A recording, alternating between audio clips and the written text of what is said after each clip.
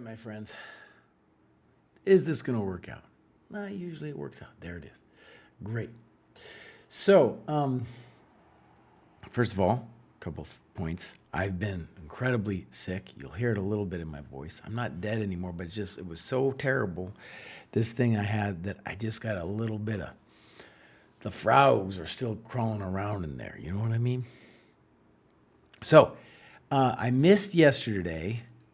Maybe I shouldn't have done it anyway. My voice was already a little kind of funny. But anyways, Pruess was doing his crazy 960 thing. It's a labor of love for the guy. Hardly anyone was watching his show, man. No one cares. No one cares. It's a bummer. So I have to do that show again at some point. Maybe tomorrow morning is when I can get to that. Okay, but today we're going to stick with a normal show. We're going to do 1,000 plus. We got quite a few people over here. And we're going to start with Pablo. Pablo doesn't tell us anything, but let's just see what Pablo says over here. Pablo doesn't say much about himself. Joined end of last year and has got a very nice heat map. Lots of tactics going on here with Pablo. Pablo did try some of our checkmate stuff and failed miserably. Failed miserably. Let's give him a follow. So he's focused mostly on tactics. Let's see, we got some clubs. Sometimes with a club, you can figure out where somebody's from. He's got one game, 45-30. I'm always a little bit confused. 1,700, 1,800. Does that 45-30 catch it? Darn, how do I find it? All right, let's go. Tell you what, I just want to know. There's like a playing guide. It's very hard for a boomer GM to find. If I go training plan and I go games and analysis, I go play. So, yeah. So that's, as I suspected, not in the range. So you're 1,600 plus. That's the minimum time control we want you to be playing right there. 60 plus 30. This dude is playing 45-30, so no bueno. Okay, Pablo, but we wish you the best. I can tell you that you're doing massive tactics, and we want you, of course, to annotate some longer games. But welcome to the dojo. And you would think at this point I would have memorized those minimum time controls. Next up, we have Adam Greener. Adam Greener has done a lot of work. It takes a lot to graduate once you're this high up the ladder. Adam says, my first graduation after 15 months in the dojo. I waited till I hit 2,000 ChessCom to graduate, as I didn't feel confident I would stay above 1950, and my ECF rating is lagging behind my real strength. ECF is 1,500. Finding a training partner and fellow dojo member Matt, MN 1171, has been incredibly valuable. And our weekly endgame training has led me to a hot streak of winning mini games in the endgame and pushing my rating over the 2,000 barrier. I was stuck around 1,900 ChessCom for a while, and the training plan got me over the hill. I found Reassess Your Chess especially helpful and analyzing model games in my openings of choice. 2,000 ChessCom rating has been a big goal of mine since starting chess 10 years ago. Now I plan to focus on just enjoying the game for a while, trying out some new openings, and studying the book, The Art of Attack. Cheers. Great. Oh, that's great. I do think for many people, 2,000 ChessCom is like one of the big ones. Back in the day, OTB 2,000 in the United States was expert. A lot of people are still into that goal. And 2,000 ChessCom, that's about 1850 OTB. So, but still great. I will say this. People who've been on the show, you heard this before.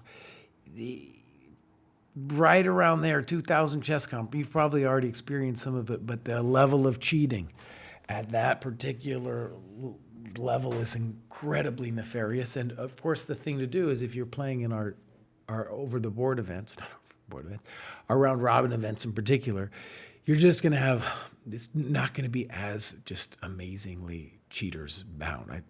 My experience with a student at that level, it was almost every other game, so it was very dispiriting.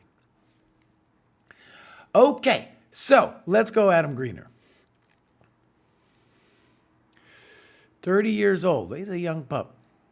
1753.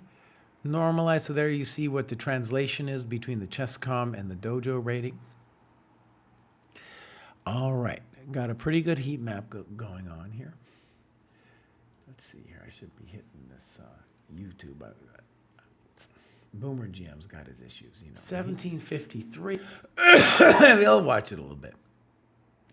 Haroon asks, can someone explain what this is? This is the Dojo Training Graduates. So every Wednesday and Thursday, we look at the people who have graduated. That means got 100 points, 100-point barrier in the Dojo program. We look at what they did, and if they have a game, we look at one of their games. So here we go. Boom. There's been, no, he's not doing too well with the tactics over here. But maybe that's just a fluke. He doesn't have many tactics on his heat map, so that's something he's missing. Doing a lot of opening, as he mentioned. Lots of opening. Really cool. I found a training partner. He's in the UK dojo. And we got loads. This looks like a, what do we want to call it? An OTB game. Let's give it a click. Played fairly recently. Okay. So let's take a look at yield. No time graph on this one. Let's go game review. Adam is black. All right, so far so good. All right. I think here D5 is definitely the most testing move for white, but he plays E3. And you don't like C takes D4. Well, it's not so bad. Fine. Fine. A little weird, but okay. And now D6. A small inaccuracy, I think. I think this position calls for a queenside expansion to best utilize the bishop G7. Okay. Now, your move D6 can't be bad, though, because you're taking away this diagonal from this bishop. Could you also have played D5? Sure. Your position's fine. One thing we should notice is that white has an issue that this knight, that's not great because it's in the way of this pawn, right? So you're doing fine. Now, the question is, how do you want to develop? You do this A6 move. Okay. Okay. Maybe. With the intention of making the knight C3 bad. It was already bad. It was already bad. God, I'm dead. So the very natural move here would be bishop B7. I'd rather be black. You play knight D7, then you play rook C8. Now, maybe you could do it this way, but honestly, the knight now has something to do. So now I'm a little less sure. I think knight A4 was maybe a bigger question. Okay, typical mistake. They should only be doing bishop H6 if they're mating you. Otherwise, it doesn't make any sense. Okay, good. Okay, you're doing fine. Bring out your pieces. Why are you going there? Intending knight C7 to B5 to pressure D4. However, in hindsight, I think that this may not be the best plan. Yeah, so look, when the knight comes here, maybe it's not terrible, but you can't go there.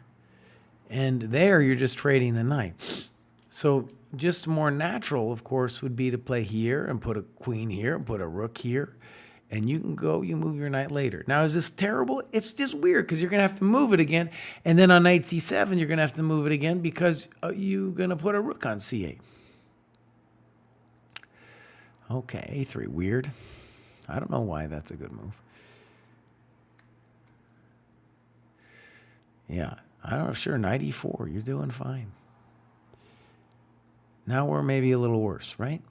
C3. And now, again, knight E4 is cool, right?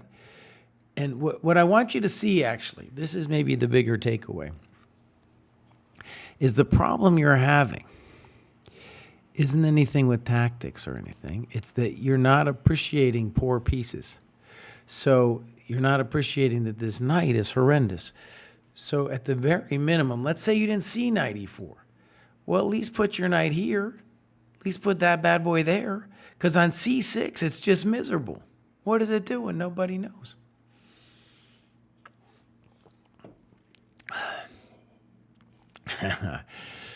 Rook e1. And he's talking about maybe d5. Okay, yeah. A little weird. And now d5. All right, he talks about knight e5. It looks interesting. Do I like this move, d5, that your opponent did? I don't know.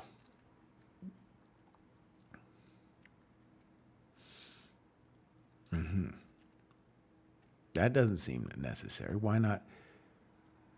Maybe bishop. I don't know. The question for me would be, could he play bishop b5 there? That would be my question.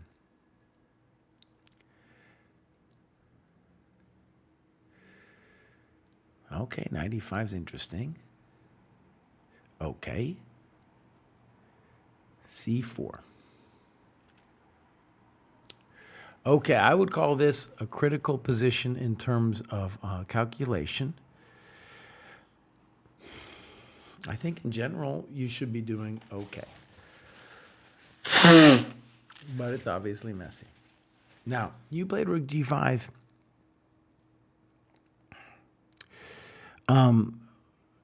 So one of the things about this is rook g5 is going to enable rook g3, right? So I think at least an idea we should consider should be h5, h4. We want to do that anyway to the guy. We're not afraid of rook a5 because then rook g5 looks amazing. So this looks superficial here, rook g5. It would be great if we could get some timestamps here. Passive. Okay, so look what you did there. I would again call this to do a problem to do with piece activity, right? You're not appreciating that your pieces could become poor here. So everything trades off. You go passive, and now white's great. Oh, he's doing great. Maybe he's got other moves too, but okay, rook d1. Bishop a6. Yeah, queen a5 looks pretty good. He blows it. One of the amazing things here, I don't know if it's amazing, but something to consider is this guy moving really fast? That's why it's so important to see the timestamps. My sense is both sides seem like they're playing really fast here. Yeah, why are we taking? You're just helping develop his king.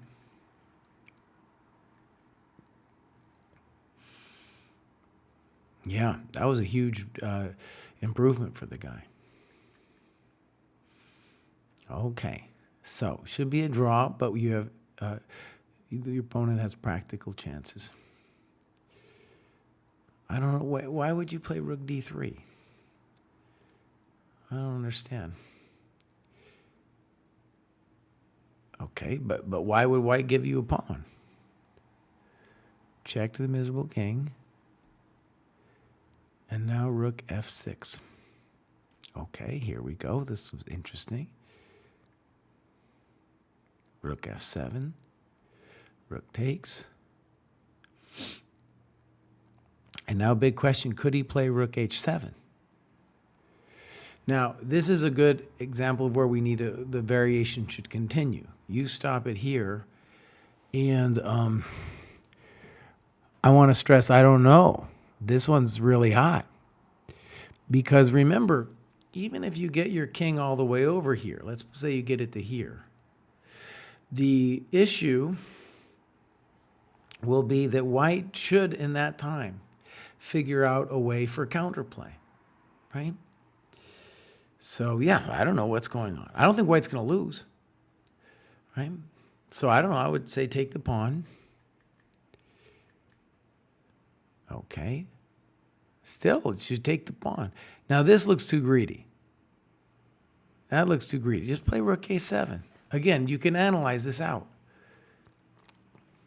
And then we could go like g4, a4, king h2, a3, f4.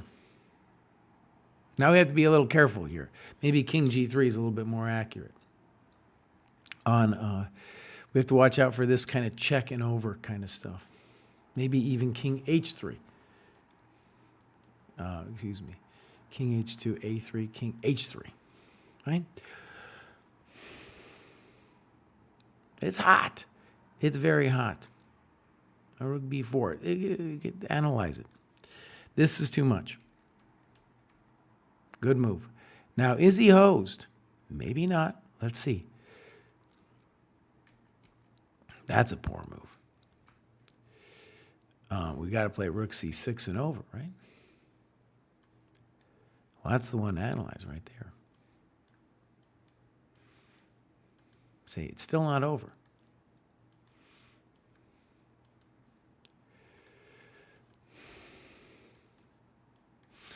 In general, right, we could, you could get a little bit more accurate here and analyze it, but this is not a done deal here. Okay, so horrendous. Now the black king is close, and now the game's over. Okay, resigns. All right. Great game. One of the things I want you to see is you did some good analysis, and I'm hoping you can see like, oh, there was a lot more going on. And it's really, you can also see how important it is to see the times, because my experience at this level is that people don't appreciate like how deep it was, and I want to know how much time was left with these bad boys over here. Okay, well done though. Okay, here we go. Boom. Next up we have Manta. I'm dead. Let's go over here, buddy. Manta started out, look at that beautiful heat map, took a little break somewhere. Kind of like me, maybe they got sick. You don't know. And Manta's struggling a little bit with that checkmate test. Otherwise, would be higher rated with the mates. Clubs. Aus Deutschland. Okay. And then we got, let's go see if we got some games. We got a game, buddy. This is a 30 plus 45. I have a feeling that's not okay. Yeah.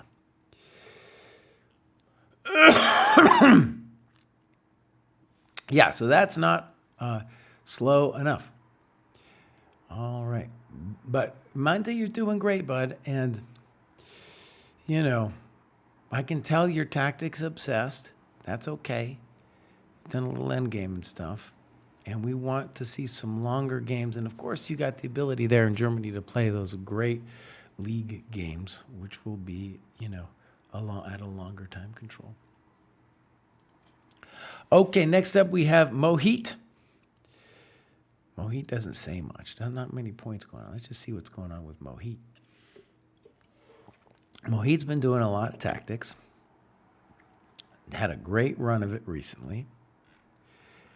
I have a feeling that Mohit has got nothing for us to see. He's an Asian. I want people to dial that down. That's too big for me. And then games, no games. Well, Mohit, we want to see more of you, bud. Yeah, we want to see more. All right, next up we have Kratwich. And Kratwich says, amazed to get here so quickly. Feeling the impact of daily tactics, Polgar mates, and Puzzle Rush survival already. Very happy to have moved from being stuck at a personal best of 1683 for nearly a year to busting through that so quickly since starting the program. Have slipped back into playing more rapid because it's fun to win, but need to step back into more disciplined work and better use my time in the next cohort. All right, that sounds pretty good. Yeah, you can see Kratwich joined the program, and he's just been destroying. Now, what is the non-dojo he's doing? We'll take a look. But 1507 is pretty good. Now, the tactics rating suggests, he's been doing that survival. So that's just a simple goal, to get your rating around where this bad boy is here. He's an older dude like me with a grumpy cat. Oh, man. Chess in Wales. There we go. There is we got a team over there. The White Knights team and the Welsh chess team. All right. This is looking good, though. Let's see what the non-dojo stuff is all about. As he said, actually, he's playing some rapid. Okay. So that's, I assume, what this is. This non-dojo stuff going on here. All right. Let's see. We got a game here. Let's take a look. 45-30. I'm always confused. Is this... All right, go look, Jesse. Go look. Go look. Why can't I memorize it? I go here. I go try. I want it to be a little bit easier to find. All right, here we go. I'm just clicking on my own business. So he's not 1600 yet. And this game is 45-30. Right, okay. So we're going to say, Kraai, you're just under the barrier here. All right, good to know. So let's click this one. Do we got a time graph? Oh, here we go. Hold on. Boom. So what we can say about this is that Kraai is playing somebody who's not really thinking. They shouldn't be playing. And I just did this amazing video. Thank you very much. On online versus OTB chess. You can check that out on our YouTube channel. It talks a lot about these time graphs and the things that we can say about them. All right, let's go game review. And let's get into it. So far, so good. Beautiful. This is recommended in the dojo. I did a course on this to recommend. Fine. Yeah, good. And he's talking about theory Bishmiri, and really we're just playing chess after knight f3. Good. Rook e8. Good. A little weird. Now here I actually have I'm a little uncertain. I'm sure bishop g4 is fine. I mean, it's got to be fine.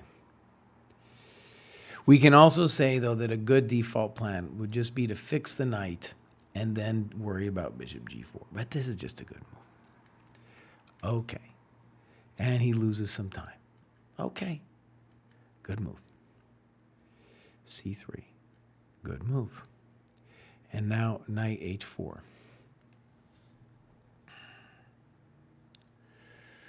This is maybe one of the reasons I think playing knight d7 f8 is maybe a little bit more dynamic. But of course you're doing fine here. And now bishop c7. And he says debated bishop f4 here.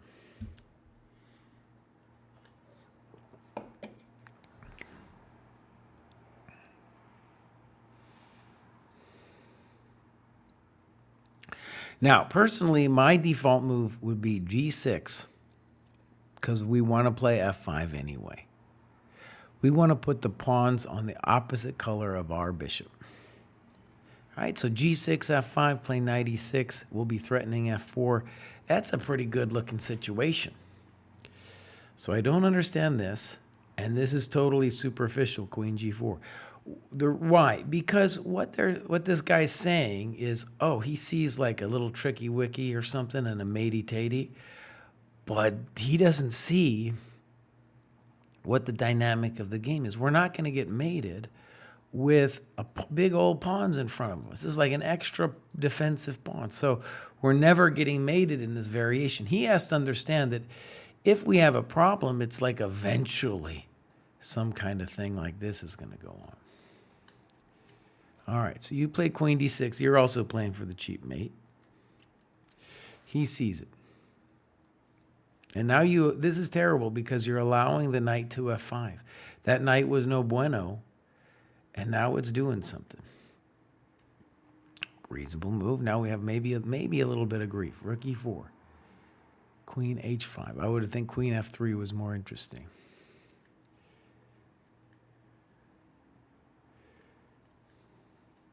Okay. Opponent offered me a draw here. Well, he's better now. He has to be a little clever, but he's better now.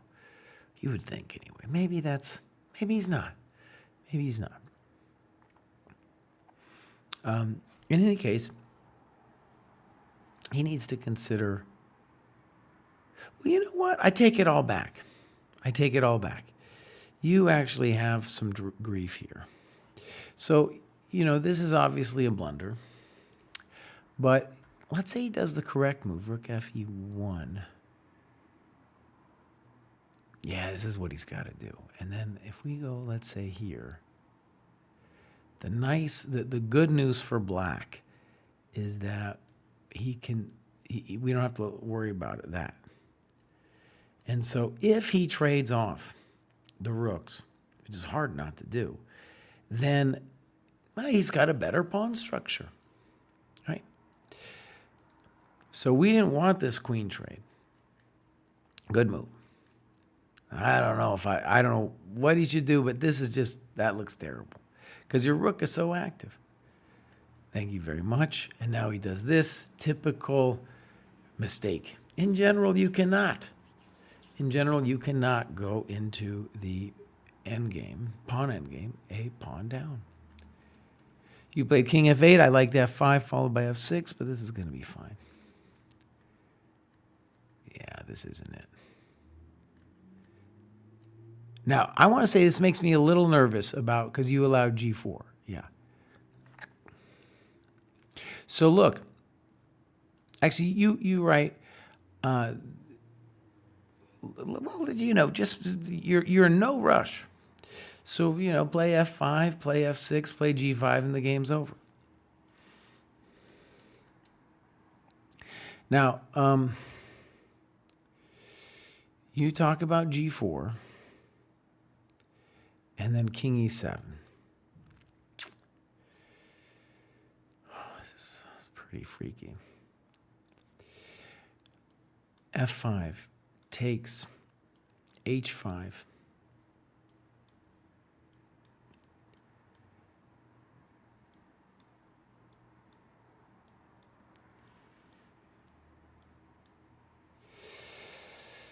I think like that, and he just goes back and forth. Now, there might be a way to mess with him.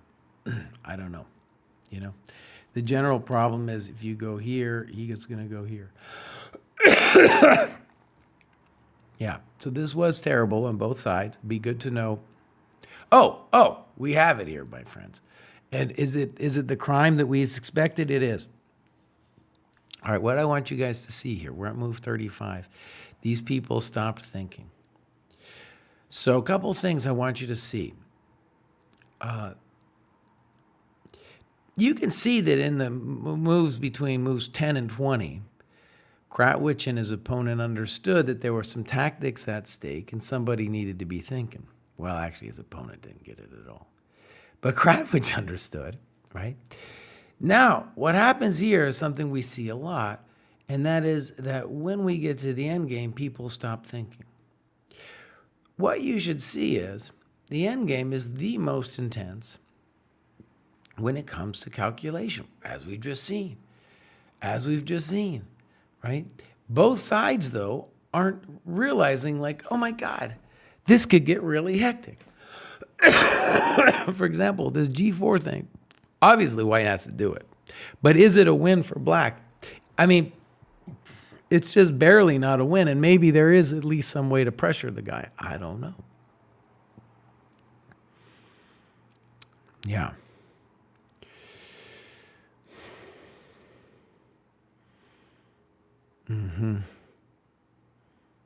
Yeah, anyway, see, I'm staring at it. I'm like, oh, what could he do? But the point is, you needed to stare at it during the game. And one of the cool things that you will discover is there are points being left on the board. And how will you discover it? By looking at your games. And that this time graph is not what you want, right? Look at that. People stopped thinking right there. Basically, by move 24, let's go, and that's basically the entrance to this end game. People were like, oh, I know what to do. All right, let's go back. So, well done, Kraai. And next up, we have MN, and I believe that's Adam Greener's partner, I believe. MN says, the most helpful part of the program for me is the ability to annotate and publish my games and do this in context of a community that is all doing the same. Great. Chess in my veins asks, am I a GM? I am a GM. It says it right there. How can I not be a GM? It says it right there on the page, bud. Okay, so here's MN. 39. Okay, great. Let's give him a follow here. He's playing a lot. Maybe playing a little too much. That's what that heat map looks like to me. That heat map. How come, Kraai? It's not quite where I want it to be in terms of my view of this, is it? Can we move it over, Grover? I don't know. Let's move this over a little bit so we can see a little bit more. There we go. That's pretty good. All right. So let's get back to it here. So this is MN. He's done some tactics tests, looking pretty good. Okay. Yeah, tactics roughly right around where his actual rating is. Clubs. European, down under. There's a big difference between Europe and down under. Games. All right, here we go. This is MN 4530. There's one with Jane B. We might do Jane B just because we know Jane B. Let's go see Jane B. All right, so time graph. We're going to say this one looks totally reasonable. Now, hopefully at the end, it was basic. But, you could see, you look at that time graph, you're like, uh-oh. Now, that obviously looks way better as a graph than the last one, but we're going to look, once we get to move 30, was it in fact a complicated endgame, or was it something just easy? All right, here we go. So, Jane B is in the program, famous player in the program. Here we get a little business. Okay, usually people play knight c6 there. This is the old, we'll call it old variation. And now b4. He talks about getting his lines mixed up. Yeah. Now this is, you come to the right show here. Generally, right, we're seeing players learn openings at this stage of their career, and it's not a helpful thing. So what has happened here? The normal line is knight c6, d5, and b4 is one of the main moves. Makes sense. Position's closed, and now it's time to rock and roll.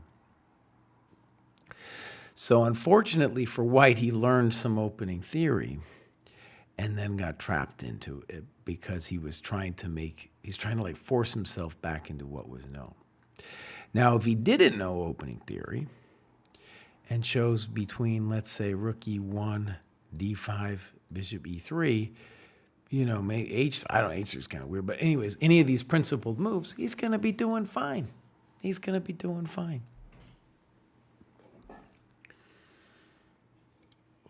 So no one believes me, but it is detrimental to study openings. b4, c5, terrible move. Now, Black, in his turn, is saying to himself, I also want to force it into some kind of situation that I feel like I maybe understand, right? Okay. Definitely E takes d4, right? E takes d4 and c5, and we don't know exactly what's going on, but Black is doing great. Okay.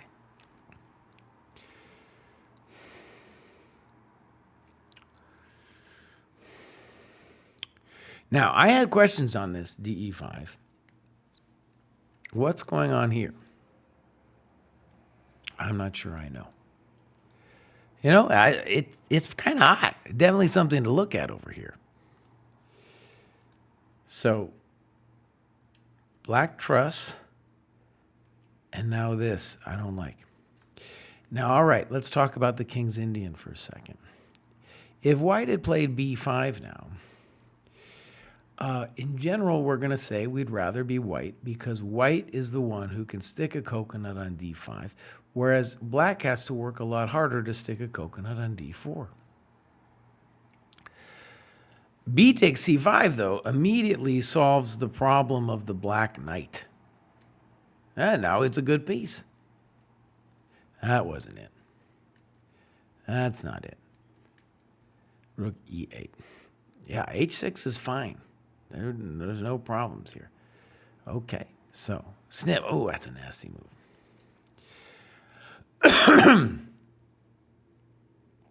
Now, could white have played? I guess not. I was thinking knight b5. No. Might be able to get away with that move. That's kind of interesting. Rook e8 was weird. All right. I don't understand this move. And he says that white is better. No, black is better. Black's doing great. Look at that. There's no real viable anything for white here. And the pawn on e4 is attacked. So, knight d2. And now f5 is very aggressive.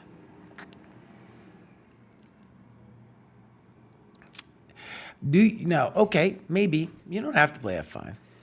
Oh, and then I don't like that. That's a waste of time. So what you need to do for black, what black needs to do, is go trade this thing off, stick the bishop after the words here, and you're doing fine. Right? You're doing fine. You could even start, at some point, you can play bishop g5. You got to watch your knight c7, but at some point, you're going to play bishop g5. You're doing fine. Okay, this is a waste of time, as said. Knight b3, reasonable move. Knight e6. Black is not appreciating the value of time. c5 is a good move here. Good move. Good move. At least it looks good.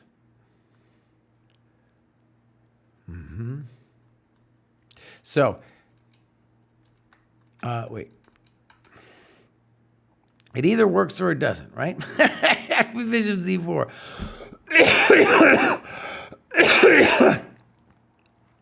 Yeah. Then you talk about knight a5 here. That doesn't make any sense because you don't want to give him two pieces for the rook. Well, don't make it hard. Just play rook fd1, play rook ac1, and you got a nice little advantage.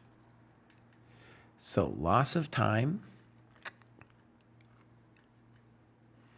b6. And he says this was black's losing move. Yeah. Bishop a4 makes a lot of sense. And he gives a lot of variations. So, first of all, it's interesting. He gives giving variations here as if black were the one in trouble. But black's got no grief here. There's no threats. We're doing okay. b6. Boom. Now, let's see, he's talking about rook c6 and stuff. Does he look at rook c5? No. Rook c5, snip, snap. Hard to say if black is even worse, right? I don't know exactly what's going on, but I think black is doing fine. Bishops are amazing, right? Do I have Dutch ancestry? I do. It's been a while, though. So that was horrendous. Now notice what happened here is nobody thought to sack the exchange, right? That's the move, of course. You take on c5. And now we're just lost all of our business. Yeah, well, now it's gone. Good move. Okay, and then if I could just look at that time graph briefly. Yeah, they stopped thinking on move 20. They just kind of moved quickly. Yeah. Now, we'll leave this with this time graph. This is something I didn't grow up playing on an increment, and I need to get better at it. But you can see what happened here is both players refused to let their time drop here. Right? They had plenty. We could spend a couple minutes here thinking. and they didn't. And that you can see that's nervous anxiety. But all those positions we looked at needed thinking. And also the not taking the exchange sacrifice, that's kind of instructive because you'll see people are so afraid of losing the exchange they'll not even consider it and instead allow something like c6, c7. Okay, well done. Let's keep going. And now we have the famous Rücksicht los, one of our better word plays here. And Rücksicht los, what does this dude have to say for himself here? He still doesn't tell us nothing. I've been asking him. I was like, tell me something, bud. He's got a nice little graph going on here. Not that much has been going on. He hasn't been logging his. You can see there he hasn't logged really his time, but he is logging some points. Maybe no games. He's got a nice tactics rating, right? So based on his tactics rating, we could say, oh, this guy's gonna go up pretty soon. Clubs, no clubs. Games. Oh man, he's got a game here. This is Rücksicht los against International.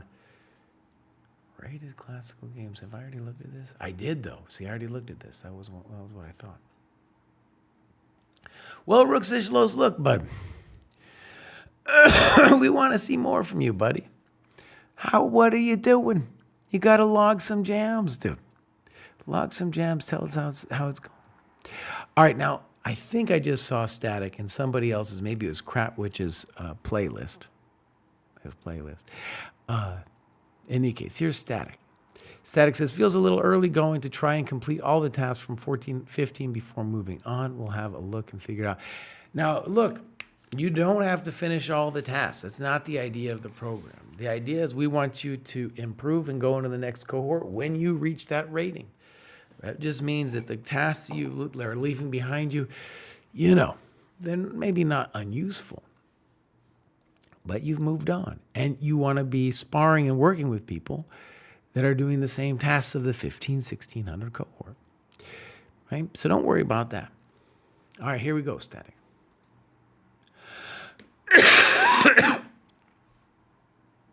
All right, Static joined pretty recently, has done muchos endgame work over here. All right, touch of openings. This might mean that we have no games. Let's see, clubs. Knows all crew. Now, let me just say a little bit about knows all crew. Knows is doing some great community sessions. And also doing some lessons. And if Nose sees this, he's going to say, hey, Static, buddy, where's your games? Where's your games? Let's see if you got some games. Oh, he's got loads, actually. So I don't know why, but I'm not seeing it on his heat map, but he is putting in a lot of games. And let's take a look at this one over here. This is a 90 plus 30 game. Now, how come you're not listing these in your work, though, Static? What's going on? Uh-oh. All right, so another typical heat map. And what we're going to say is his opponent, I shouldn't be playing no 90-30, right? He's not thinking at all. Check out my video, Online versus OTB. We have a Dojo Talks coming out about it, too. And we're just going to hope for Static's hope that he's just winning by move 10. That's what we're going to hope over here. All right, so here we go.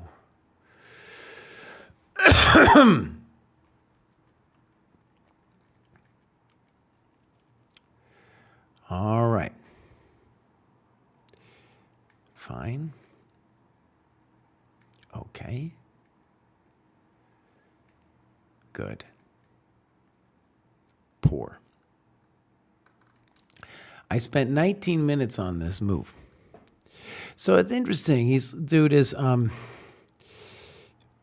thinking forever on just this one move, and then later he's not going to think at all. The reason D takes E5 is poor. It's just strategic because this pawn is stuffing that bishop. So, Queen D3, Rook E1, both look quite reasonable. This is no good. Now the bishop on a7 is free. Now, yeah, here we go. Knight e4. Okay, yeah, now black is vicious. Sometimes, by the way, maybe this is what we're seeing, is people see the fact that the queens get taken off, and they're like, oh, I stopped the dude from castling. Now I'm doing fine. Now you're not doing fine, buddy. You're not doing fine, right? Okay, knight d2. All right, interesting moment for black. This guy plays knight f2. Looks correctamundo to me. If that's correctamundo, then we have to say something like bishop e3 is called for here. And bishop knight d2 is therefore a mistake. King h2. And now, see, both sides have stopped thinking. No one's thinking anymore. I don't know.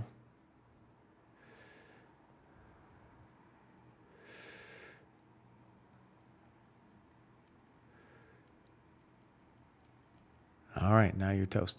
So look, the major thing that I want you to take away from this game static has nothing to do with the moves themselves. You're talking about all kinds of engine stuff. Basically, from this point forward, where you did one thing here in this position, after this, you refused to think, and your opponent wasn't thinking at all. There's all kinds of things to do here, right? But rook e1, queen d3 are the strategically correct moves, right? But then when you get to this move, my friend, don't just immediately play knight d2. Come on. Think about it. He might be threatening knight f2.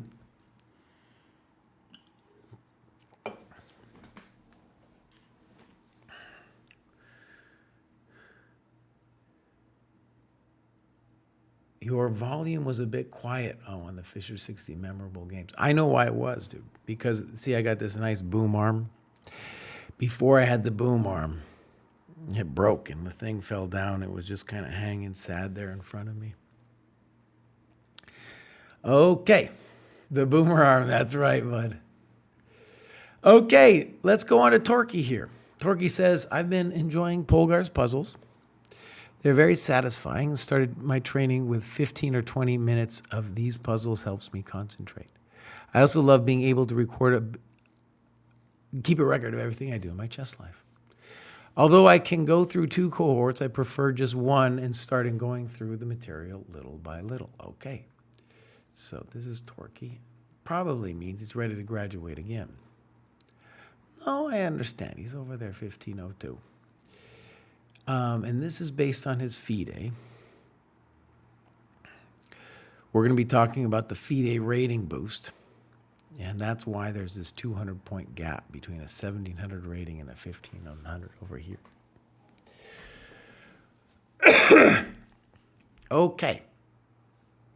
So, lots of green on the screen, a.k.a. tactics from Torquay.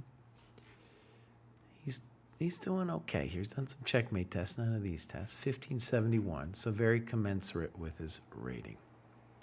Clubs. Okay, fine. Games. Oh, this is great. Looks like we have several OTB games. Okay, here we go. Boom. All right, now, this is one of my favorite parts of the day. I would say I was once, in Spanish, I reached a rating, I'm going to say 1,000. That was a long time ago, though. My rating has since dropped from disuse. And so I would say my Spanish,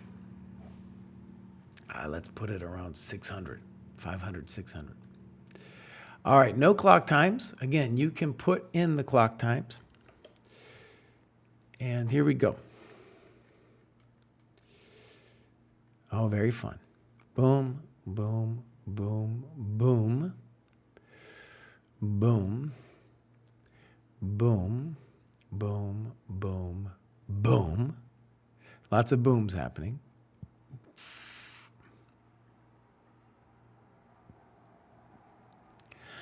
My friend and colleague, Fishbein, GM, has been kind of like the expert on this kind of thing for white. and has played thousands of games. And apparently Guillermo here has done it a bunch too. Now, really, we're just playing some chess. So this is the first move outside his repertoire. My Spanish was pretty good there. And he said it looked interesting because it prepares to knock his knight from going knight b3. Okay. So it might be, we talk about theory and Bashmiri here, but this is a moment to think about just briefly what's happening, right? If white has a claim to be better, it's about the fact that maybe we could use this c5 square as an outpost, or some kind of square over there on the queen side. Black, on the other hand, would like to get his business going with the bishops. And white maybe someday could achieve some kind of f5 thing here too. Okay. So a5 seems probably not correct to me. And he plays a4. Now, this is really where we want some clock times, because I think this is a key position. And he talks about f5. Says this would have been interesting. Well, yeah. I mean, but what happens after rook e8? You can't play bishop f4 because of bishop f5. So I think the answer is no, we can't play f5, right? Unless you're going to do something maniacal like this, but probably that's not going to do it, right?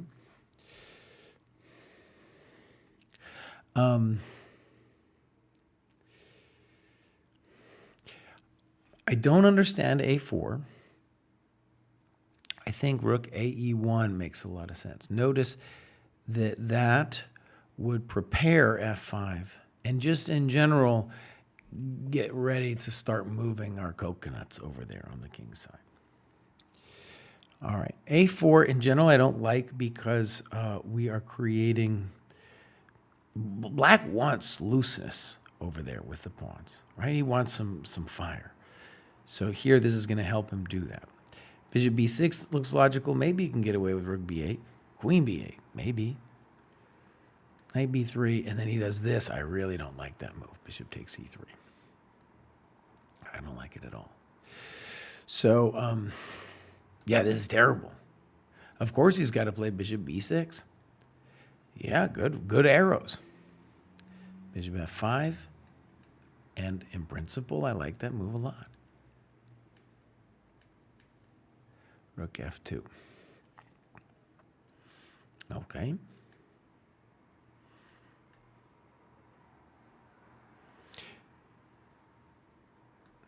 Holy moly, here we go.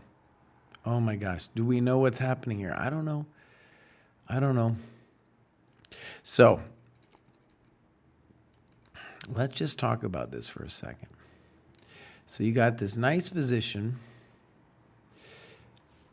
and you played queen c5. And I admit I was kind of like into it, but I'm not sure. So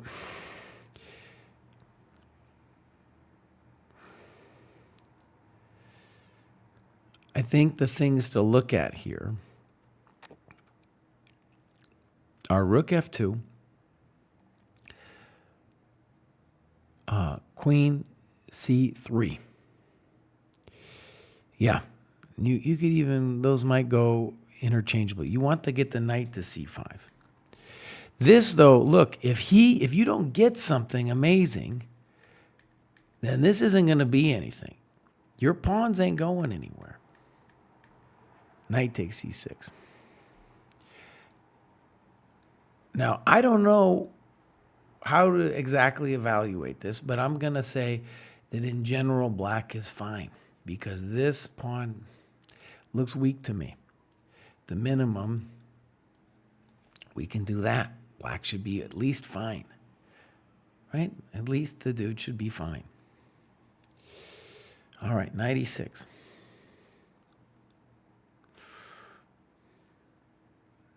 Now, did he have other moves? He did. He didn't have to do this. Rook f8's a little more circumspect. Okay.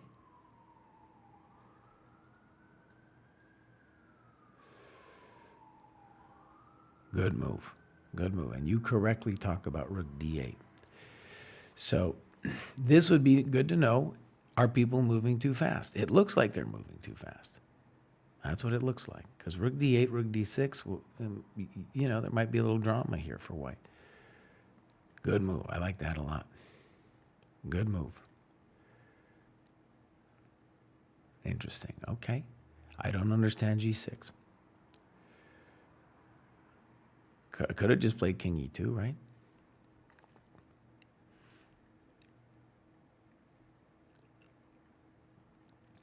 Oh, this is lovely.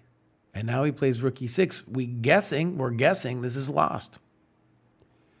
This is called outside pass pawn. Now, is he, in fact, crispy critters here? Probably. But you don't just take the pawn.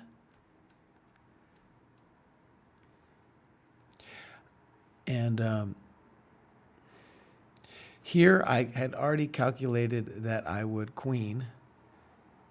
And I don't know what the rest means. See, that's where my rating isn't that high.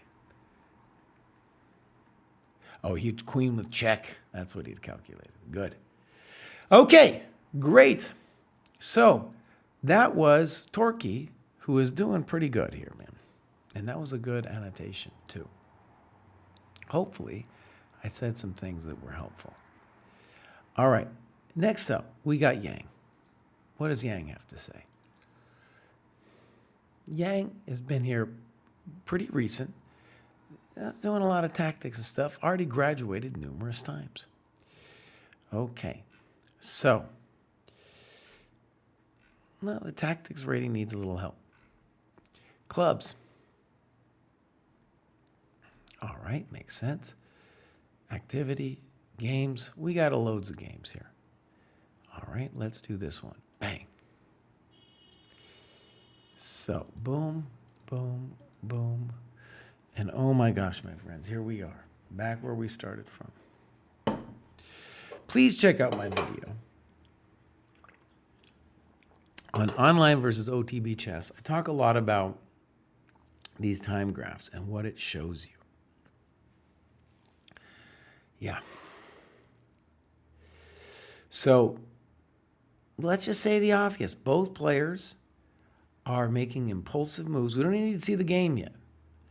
Both players are making impulsive moves, and it's partly because they don't have the experience of playing longer games, and partly probably because they're online. So, dude writes, I was tilted. I played so many games this day. I just blitzed out my moves with my instinct and got punished. Well, my friend, yeah, you got to slow it down.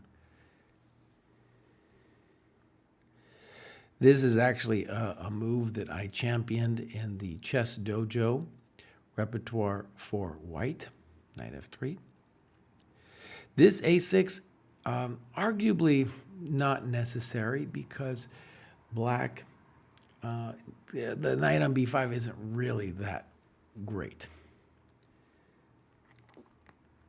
Good move.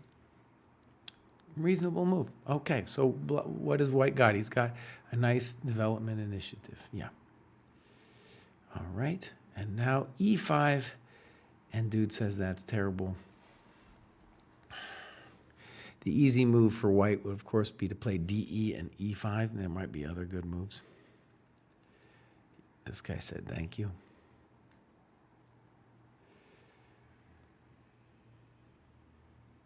And then we go ED. This is a bad move because you're just helping black develop.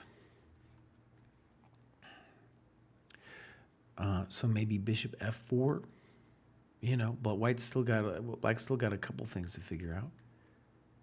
Yeah, bishop f4 is a reasonable looking move. So both sides just completely rushing. Oh my God.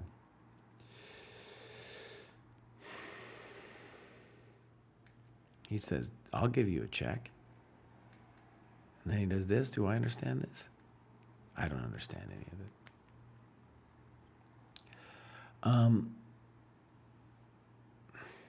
Let's just go back here a second. Black is completely winning. We have a pawn, and we have the bishops. And the bishop on d5 is amazing. So normal people here would just castle. Okay, queen c7, bishop f4. Normal people just castle. Why even give him this chance? Oh my gosh. And why is queen f7 a good move? That's what I don't understand. If you're just going to trade, why is it a good move? I don't get it. Okay, so now you're totally winning. Definitely something to talk about. In general, we want to keep the position open for the bishops.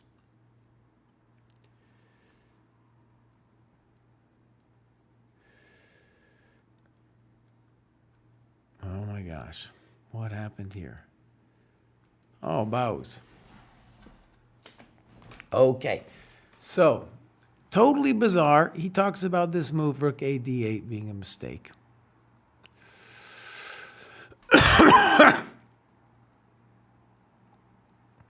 Yeah.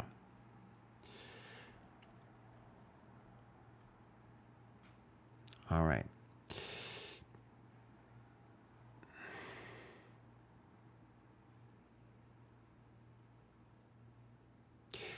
I think, by the way, that you played c takes b3 instantly here. But I just want to point out that this is interesting. Boom. Rook takes d8 looks forced. Takes. Now, takes looks forced. I don't know what else he's supposed to do. And you're doing pretty good. Oh, yeah, you're doing great. Welcome to the dojo.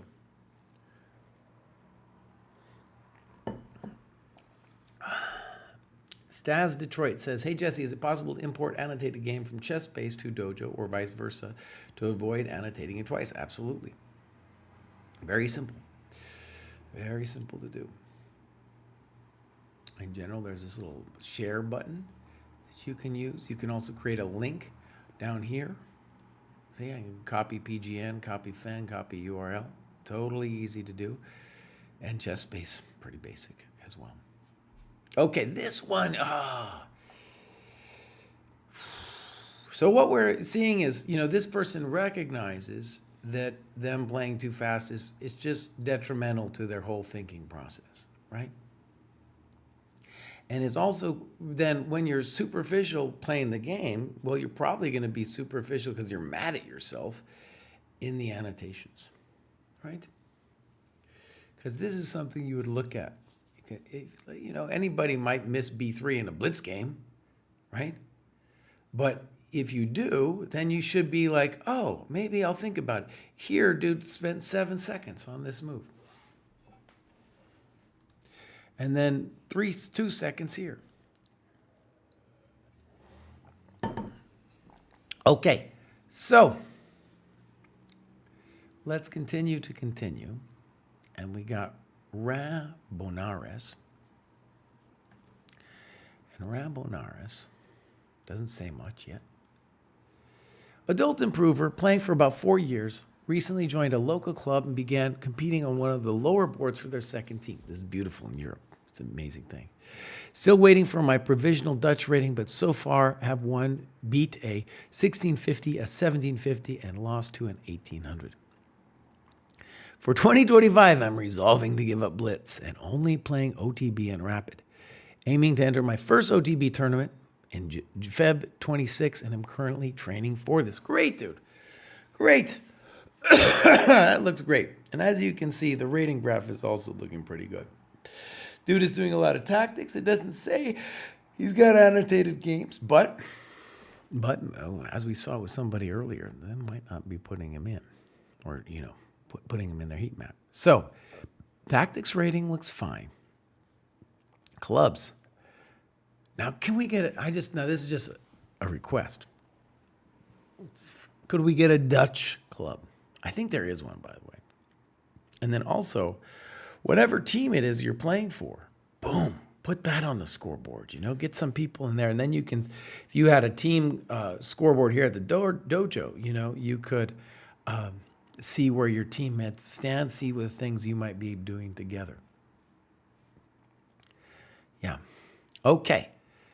So, by the way, if you have a team and you want to bring a bunch of people on, then write to us and we'll set your team up. We've done this before for other players. I, in particular, am pumped on both American Scholastic teams and European teams getting their own scoreboard, working together on it, All right, does Raw have a game? We got one. Okay, this is a 90-30. Beautiful. Let's give it a click.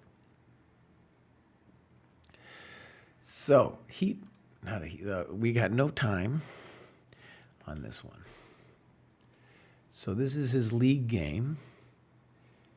All right. So here we go. Fine. Fine. Poor. And he writes, as my bishop would likely be poorly placed on g4, I decided to try and fianchetto it. Okay. So why is this poor? Because the bishop's already out. It's already doing something. So if you knew nothing about fancy theory and everything, I would say one of these knight moves followed by e5. Now, if you learn a little bit more, you'll discover that e5 is also an interesting move here. c5 is an interesting move here. All of these are plausible. But b6 is a waste of time. Castles. d5. Maybe bishop d3 would be a little bit more testing. Fine. And now e6. And you write, here I thought that I could break open the center, hoping that my opponent would take. Had he ever taken the pawn, his dark square bishop would have been undefended, right? So he's talking about over here. Okay, so he's got some ideas. Unfortunately, white's just going to sit on him. All right, there it is, rook c1. e5. After he didn't take, I decided to push further with the expectation that he would retreat his bishop and allow me to push f5. However, I can hear Jesse Wright complaining about loss of time. Yes, Jesse, you are right. Also, now both my bishops are blended. Poor move. Okay. All right, one thing we want to say here. A couple things. So this is what we're going to call now a traditional King's Indian structure. And a couple things to notice about it. You've lost 1,000 tempi, that's true. But also that this bishop is really your great bishop in the King's Indian. And also you can just see on principles, it's the best bishop because your pawns are in dark squares. So that bishop wants to be playing a role over on the queen side. Further, since this is our weak side of the board, talk a little bit about this. Your pawns are pointing towards the king side. So the king side's your strong side. His pawns are pointing queen side. So that's his strong side.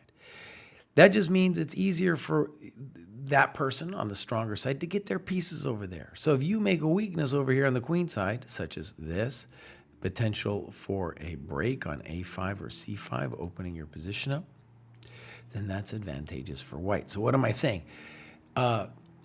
This isn't not placed well.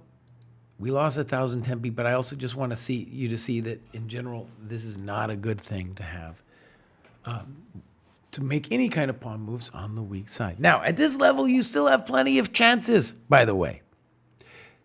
Poor move. Poor move. Now, why? Because this is his good bishop. He needs to save that bad boy. Put it back here. Good move. Now, you don't like it, but it's actually a good move. Bishop h4. And now you should say, oh, you want to trade my bishop? I'll trade it, sure. Let's go. Yeah. Not only that, but then my knight's going to start playing in here. So, queen e8. And now, queen e8, by the way, maybe you could do it. But knight b5 is the thing that scares us, isn't it? Yeah, knight b5 is the thing that scares us, so it's good that you saw that. I don't understand. And then why are you going back here? Look, your knight had a square. Look at that. You had that beautiful square. What are we doing? Yeah.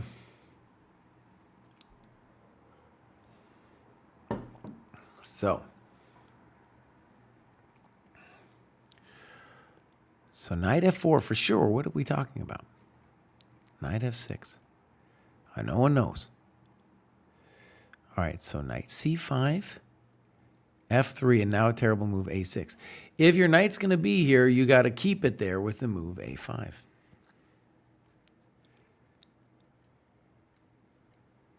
White doesn't know what he's doing. Now, he needs to fix the knight. This kind of plan to break with c5 makes sense. Maybe bishop f2 to break with c5. I like knight f2 better. Oh, bad move. I now think this was premature and did not think about how this might open up a c5. Right, now what I want you to see is same thing I said before. You are making weaknesses on his side of the board. Okay? Now, he doesn't understand that because he's making like mucky moves with the bishop. But you are just helping him when you play a move like c6. So what should you do? Well, you should probably play knight h5 followed by f5.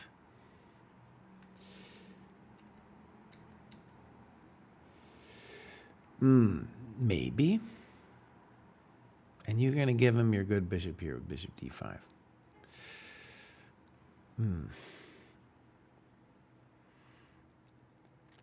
Now, could you have played rook c8? Maybe.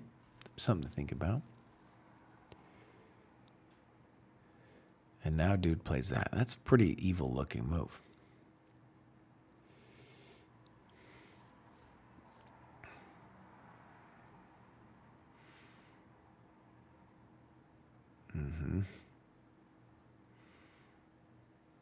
Oh, he's killing you here, huh? Now, what I want you to see is you still have some practical hope because he really misplaced his knight. Yeah, rook c6 is the big question. And you talk about rook c6, knight c5. Again, you have chances here just because the knight is so poor over there. Now, you played knight c5. I want you to see the bishop h6 is something to think about. Here, rook b1 looks kind of scary for you. Good move. That's poor. Bang! Now maybe you're winning. So one of the key things to see is, right, this dude did not understand a bunch of stuff. Really would be helpful to get the time graph going here, right? And didn't appreciate the knight on h3. You got your bishop out, your bad piece. So congratulations. All right, now we still got to play reasonably well. The knight on h3 is still a problem for the poor guy. Queen c8, maybe. Okay. Dang, we didn't want that to happen. So we got to say this wasn't good, queen c8. So let's just say queen a6 looks like a pretty healthy move.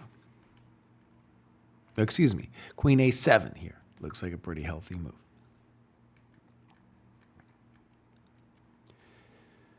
All right, now it's starting to look weird. Notice he still hasn't fixed his knight. He still hasn't fixed his knight. And now he gives you his good bishop. Why? For a cheapo. Okay, good. It's fun. I don't know. So if you don't like h5, though, you got to tell us what you do want. I don't know. Check to the miserable king. This isn't it. All right, queen d7 looks pretty good. Why he wouldn't have played queen e5, I don't know.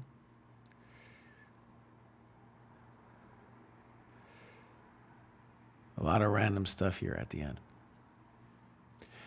Okay, so one of the things that I think we can say here is that you got your first King's Indian. Maybe it wasn't your first, but you got a King's Indian. And hopefully here, one of the cool things about a King's Indian is it's best not to try to learn a bunch of theory, but to appreciate some basic things. And if you could understand why b6, bishop b7 is fundamentally wrong, well, then you've come a long way, right? Then you've come a long way. And your opponent also didn't know what was going on, right? So good. You're going to play these tournaments.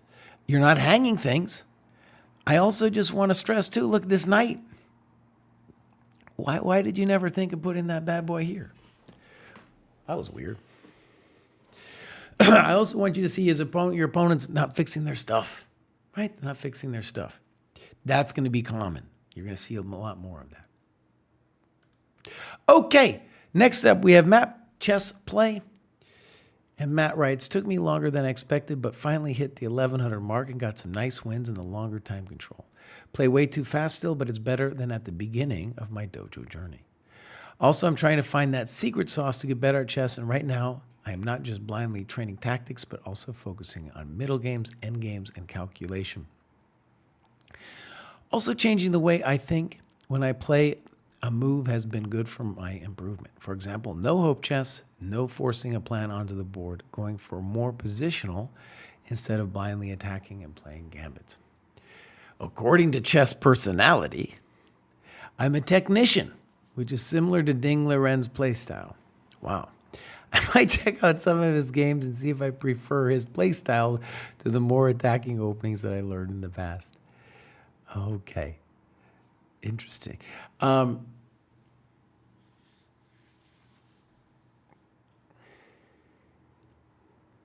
I think at this point in your journey, it's just a fun thing to try to talk about what kind of chess personality you might have. I'm going to say you probably haven't actually played enough to know what that is, right? But I'll see what I say when we look at your games. All right. In general as well, you're almost ready to start looking at openings. All right, so this is Matt, Chess Play. Joined the dojo and the last year. Has been playing probably too much. Look at that. Playing loads and loads and loads. Okay, so done not so much with the tactics, but kind of fits the rating there. Clubs. European, Ostdeutschland. Okay. So just looking at this, Matt, well, maybe this isn't representative, but it looks like you're playing loads. A little too much. Actually, if I look here, one of the things actually I can tell you guys, we're coming out with the great algorithm to tell you what to do. And that's in the beta right now. So that's coming soon. Games. All right. These look like online games. He's playing loads of them. You can see the 2025. Look at all these games this guy's playing. Okay. Now, we actually had the famous Hammer on the show. He's talking about this Queen's Gambit declined as shown in the Hammer's first repertoire. First thing we'll say is neither player is thinking. So the most important thing to take away here, Matt, is that when you play online, you're going to play chumps that aren't thinking, and you need to not fall into that same trap. Okay. So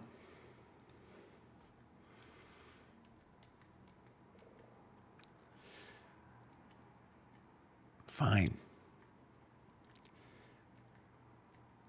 Little weird.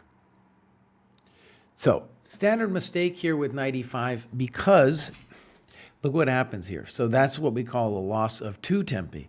He loses 1 tempo like this, and then he loses another one because when we recapture, we're developing a piece. So you say thank you very much. Castles, and now you played c5. Now, you say you're arriving. This is, again, an example of how opening study can confuse people. You haven't arrived. This isn't in the repertoire. There's no C. None of this happened in the repertoire. There might have been something similar that happened in the repertoire with C5, but it didn't happen. It didn't happen like this. Okay. So the thing to see, hammer or whatever, is you want to play good chess. I think D takes C4 makes a lot of sense, for example, just to open up your bishop. Snip. Boom. And now dude plays B3. Okay. Bishop D6, and this is often a little inaccuracy here. This is now we have the hanging pawns. Okay. Queen E2. Good move. I think in general it's a good move. We got to wonder though, did we really want to give him this bishop b5 thing? I would say no. So in general, I like putting the rook there, but since we're not in a rush, we could play either a6 or queen e6 first. Why? Because white wants to trade coconuts when they're playing against your hanging pawns. These are what we call a dynamic weakness. Okay, good. And obviously, well, I don't know if it's obvious, he should be putting the rook here now on d1 to hurt your queen. Good move. Weird. We should be playing bishop e1. Boom, boom. Does he fall for it? And he does. So why does he fall for it? I'll tell you why. Because he played too fast. Queen e2, it's got to be said, white's doing pretty good, actually. This is it's not so much the pawn itself, but it's like he's got some squares and stuff. He can play bishop e1, totally solid. So white positionally, he outplayed you positionally, Ding Loren. But Ding unfortunately fell for this one, and now it's all over. So we're going to stop this here, and I just want to stress here, look. Here's the time graph again. Right? This game was decided by both players moving too fast. And I want to just go back to this game review thing. One of the things I want to really stress about opening play. Your opponents will do weird things at this level, like that, then like that. And more important than any kind of theoretical miracle is just to be like, oh, I want to take advantage of the time this guy's given me. So, for example, here, now later we'll put a rook here and we'll gain a tempo on the bishop. We're up in time. This bishop needs help, right? When we get to this position, I want you to see that what the dynamic of the position is. The dynamic is your pawns are dynamic weakness, these guys. They want to do things like d4, and d4 now might even be a good move. That's something you have to calculate. I couldn't just tell you right away, right? But that's something to calculate in this position because you're going to gain a tempo, with rook e8 later. A lot of tempi that you lost here, so that's a thing that you didn't understand. That's a loss of tempo because the rook is going to go to d1. Loss of time. And then this was kind of a cheap trick. And now that you've lost your dynamic advantage and now you just have a weak pawn after queen e2.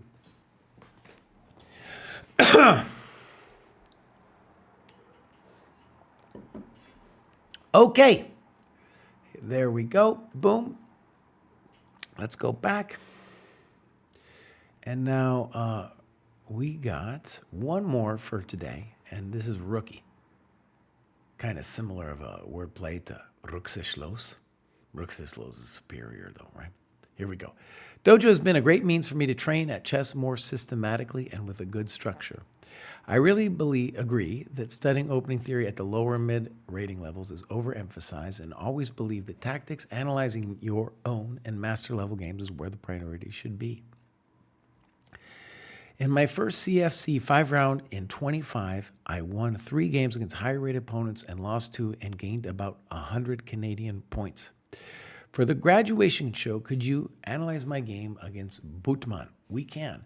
I have a feeling it'll be in your list, so let's just keep going here for a second. Canadian engineer, amateur chess player in Oakville, Ontario. Okay, cool. This is great. I'm a great fan of Canada, and we all know, most of us know Burlington, Vermont, but I want to look at Burlington, Ontario. Just want to know where that is. I'm here on the Google Maps, over there towards Toronto. Yeah. All right. So I played a tournament ages ago, Kitchener, but I haven't been back to that area. Pretty great area, especially in the summertime. Okay. So here we go.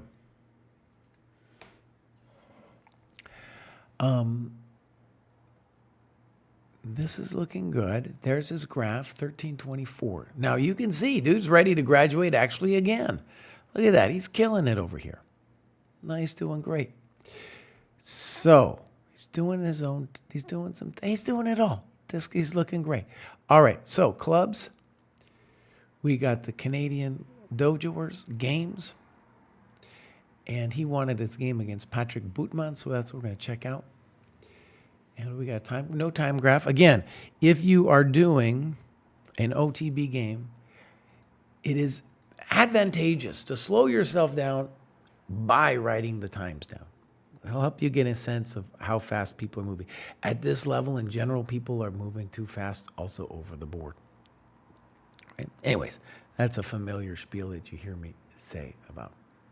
And the Irish are still upset about that triple pawn structure. That's true. I heard that when I lived in England circa 1990 or something like that. It was hilarious. Okay, here we go.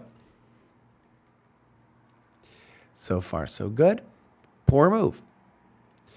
Why is it poor? Because that's their good piece. And knight c6, by the way, is not a bad move, what you do, but just let's say the obvious.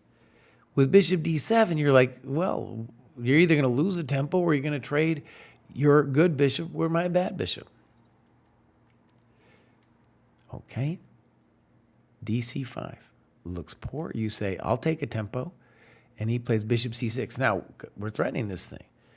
So now you're doing great. Both recaptures are beautiful. What do you decide? Okay. Good move. And now you played bishop f8 and say, you got to do it. So, first of all, we didn't want to do it, did we? One thing we should actually say is on dc5, the easy way of doing things is just knight takes e5. Thank you very much. Renew this trade, which we want to do, and then we don't have to worry about this nasty queen g4 thing as much. Okay, so bishop c5, snip, snap, and that's a little annoying. All right, bishop f8. Poor. If you're going to play g6, just do it on the last move. You don't need to do it now. In this position, I would say the choices are either f5, maybe I like that one best, or knight e7. Okay. Bishop g5 might be superficial. h4 makes a lot of sense. Okay. A good move, placing his, you mean the bishop on f6. The controversy, of course, is it's not developing his coconuts. Queen f4 looks poor. Knight f5, good. And now you're threatening bishop f6. So queen f4 is not a good move. So he's just losing time like a maniac. Okay. And now you played bishop h6. If you go h6 and he goes queen g4, you could take and you're just going to win the pawn. That's what he gets, by the way, for the crimes that he's doing. So he's losing loads of time here. You lose time too. He finally develops. You lose more time. Okay. A little soft. Rook e2 makes more sense. Okay. Queen a6, I don't get it. You think he should have taken on f5, makes sense to me. I don't understand. I don't get it. He wants g4. Okay. Why is he taking? Yeah. So the whole game, it was like he didn't appreciate that your bishop was the poor piece. He played bishop b5 1,000 times. We could have got that trade, and now he just takes it. Oh, and now he's releasing all the tension, and now he does this. But now you're better. Thank you very much. He says that this queen f6 is going to hurt you. I don't know. Put a rook on c4 or c2 and see how he feels about it. Just put this rook here, bud. Put that rook downtown. That's you. You're in charge. You're the man. Now, again, losing time. What should he be? I mean, he should be dreaming about some kind of rook c1 thing. Does it work? I don't know, but that's what he's got to be dreaming about. This doesn't do anything. Good move, queen d3. Good move. Okay. Now you're winning a pawn. Thank you very much. All right. That move, I don't know. Nah, it's fine. It's fine. Good move. I like it. Good. Notice your king is better. And you think rook b7 is a mistake. And I'm assuming you want g3 for him.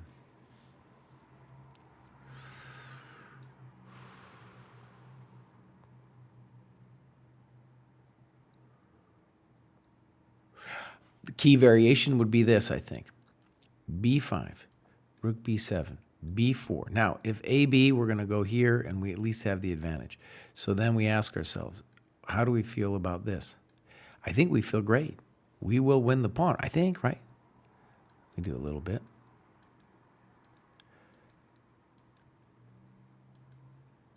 We're going to win that pawn. Thank you very much. Okay, so rook b7, snip. Good move. I like rook c4 better. Okay. A little frisky. I don't know if g5 is necessary.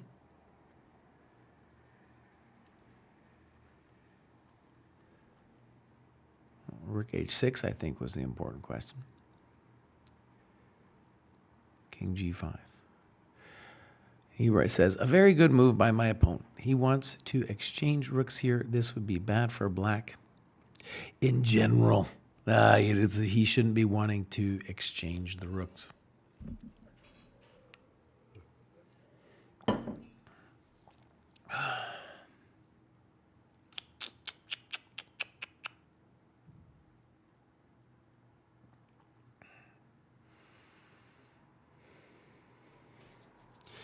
Okay, rook c4, good. Unfortunately, I think he can get a draw with rook b5. I think h4 should be analyzed.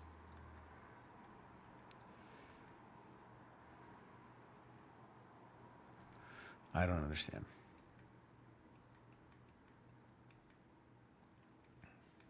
This is spicy, huh? Whew.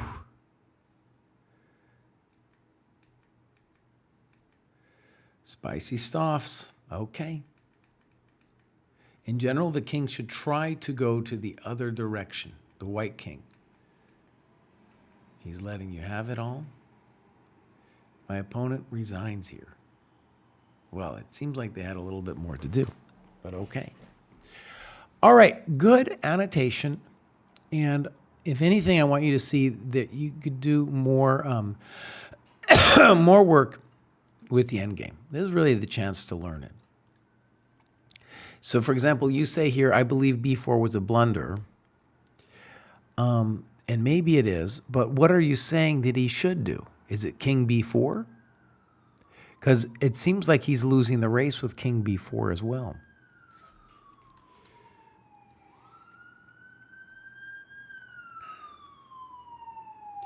So, gosh, this is pretty exciting. So, first of all, if rook c4 from white's perspective either draws or doesn't, and if it doesn't, he should be playing rook b5. And the game is going to go on. This one, maybe he's drawing, but we got to be looking. Right? Not so easy for Mr. Bambisi over here, I'll tell you that. And so it looks, at the minimum, it looks like a strong advantage for you. And then when we get to this kind of endgame,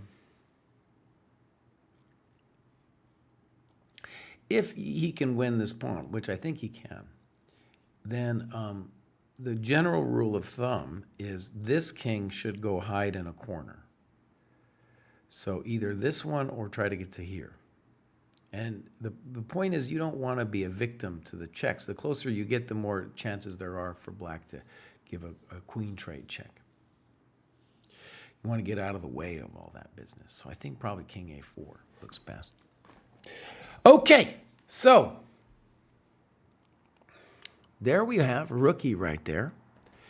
And we got loads to do another show. I think if my voice was feeling better, I would go for it. But at the moment, I think what I'm going to try to do is do this makeup show tomorrow, probably tomorrow morning.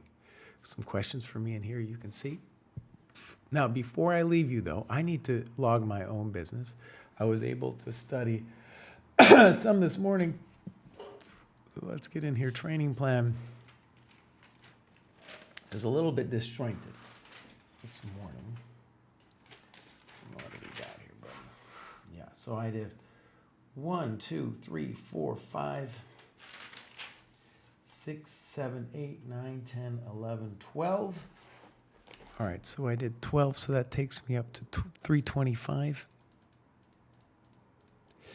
And as I said, a little disjointed. So we'll call that an hour.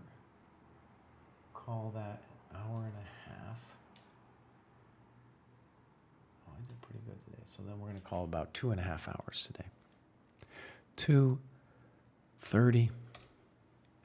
Update. Why is Ben talking? Thank you. I need the encouragement. Okay, my friends, as I said, tomorrow... Tomorrow I'll be back. Carl Milton says something hilarious. I thought you would have a Spanish floor rating of no more than 200 below where you peaked. I think it's interesting, you know, my German is still pretty good, even though I haven't lived there in 25 plus years. But yeah, my Spanish was always kind of weak, and then it's really fallen off.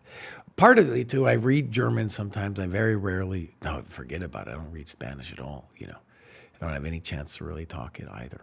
But, you know, sometimes we get a game in the dojo where somebody has annotated it, and you give me a little chance with that Spanish, you know, just a little bit. All right, my friends, we are going to raid somebody if we can here.